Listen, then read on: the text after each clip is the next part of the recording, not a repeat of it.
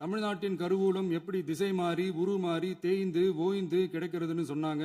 திசை மாறி உருமாறி தேய்ந்து ஓய்ந்துன்னு வசனம் மாதிரி ரைமிங்கா இல்லாம வளமான இலக்கியமா இதே சபையில பேசினவங்களோட திறமையான ஆட்சியில நடந்த நிதி மேலாண்மையை பத்தி வெள்ளை அறிக்கையா வெளியிட்டோம்.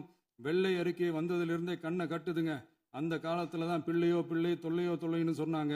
அதே மாதிரி தாங்க அவங்க ஆட்சியாலையும் அவங்களாலையும் இன்னைக்கு தமிழ்நாட்டுக்கே தொல்லையோ தொல்லை. இப்படி ஒரு நிலைமையை உண்டாக்கி வச்சுட்டு இவங்க சொல்றாங்க நமக்கு ஆட்சி செய்ய தெரியாதுன்னு.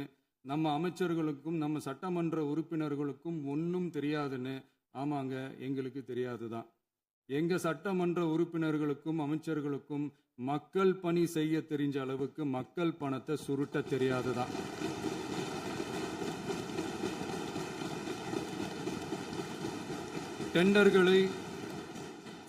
டெண்டர்களை முறைப்படுத்த தெரிஞ்ச அளவுக்கு அதோட ரேட்டை உயர்த்தி ஊழல் செய்ய தெரியாதுதான். பதவி உயர்வு வழங்கவும் பணி இடமாற்றம் கலந்தாய்வு நடத்தவும் தெரியுமே தவிர பதவி உயர்வுக்கும் பணியிட மாற்றத்திற்கும் பணம் பறிக்க தெரியாதுதான். புதிய பணியிடங்கள் உருவாக்க தெரியுமே தவிர அந்த பணியிடங்களை பணத்துக்கு விற்க தெரியாதுதான். கோயில்களில் நடக்கிற நிர்வாக சீர்கேட்டை தடுக்க நீங்க பேசுங்க, நீங்க கண்டிப்பா பண்ணுங்க. கோயில்களில் நடக்கிற நிர்வாக சீர்கேட்டை தடுக்க தெரியுமே தவிர கோயில் பணத்தை கொள்ளையடிக்க தெரியாதுதான். தங்கத்தை உருக்கி தாரை வார்க்க தெரியாதுதான். கனிம வளத்தை பாதுகாக்க தெரிஞ்ச அளவுக்கு கனிமத்தை வித்து கொள்ளையடிக்க தெரியாதுதான்.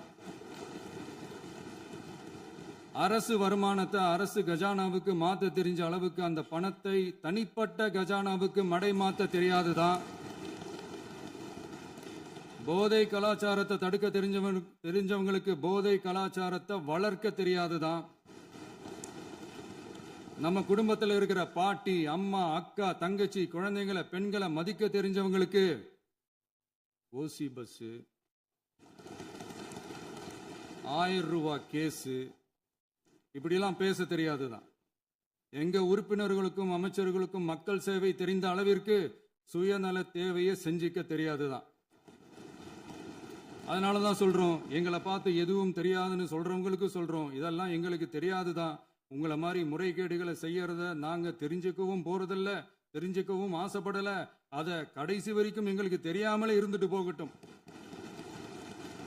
அதனால நாங்களும் எங்க மக்களும் வெரி வெரி ஹாப்பி தான்.